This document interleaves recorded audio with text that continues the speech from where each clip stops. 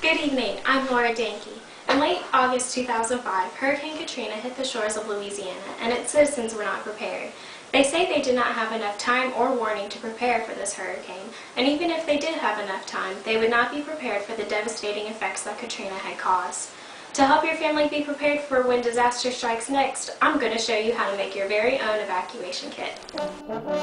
First, you need a big plastic container like this one, so you can fit everything in it. Remember that your survival kit must sustain you for you and your family for 3 full days. The next step is to get enough water.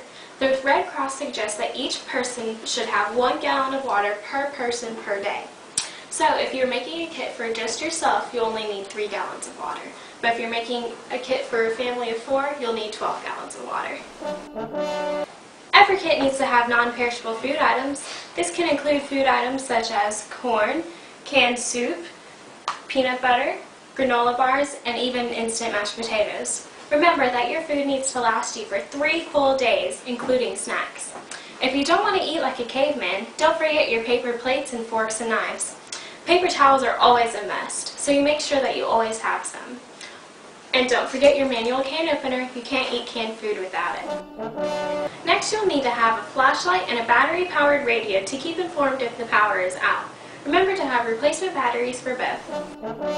You would never go on a trip without toiletries, so why would you not pack them in your evacuation kit? Toiletries should include, but are not limited to, toilet paper, a toothbrush and toothpaste, some shampoo, deodorant, and some body wash. And ladies, don't forget your special items either. Don't forget about your personal documents. A good and safe thing to do with all of your personal documents is to make copies of them and place them in a bank. If you don't feel too comfortable about doing that, then just make some copies and put them in your evacuation kit. You don't want to leave in a rush and realize that you left your ID here on the counter at home. Speaking of banks, you should always keep a few checks in your kit as well. If you have to leave and the bank is closed and you're left without cash, well, you're kind of out of luck. Always be prepared by keeping some blank checks with you in your kit. You may also need to have some tool-like materials such as a hammer or a wrench, duct tape, filter mask, scissors, and work gloves.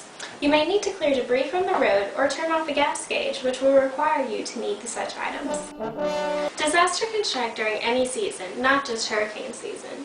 You need to pack enough clothes to last you for 3 full days in all weather types, including summer and winter. If you have any children, make sure that you change out their clothes after every growth spurt.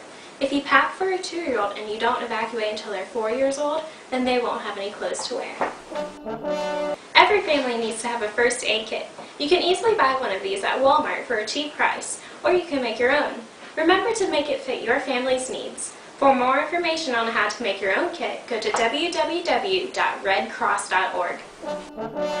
Speaking of first aid, make sure that you have all of the medicines that your family uses on a regular basis, including any prescription medications, cough syrup or allergy pills, Advil, Tylenol, heartburn relief, and any other medicines that your family may need.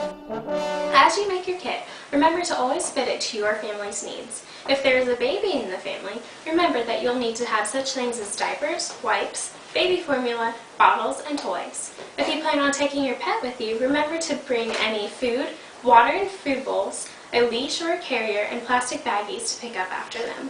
If you plan on including Grandma and Grandpa into your kit, remember to always have their medicines, any extra canes or walkers and wheelchairs, and any other items that they may need.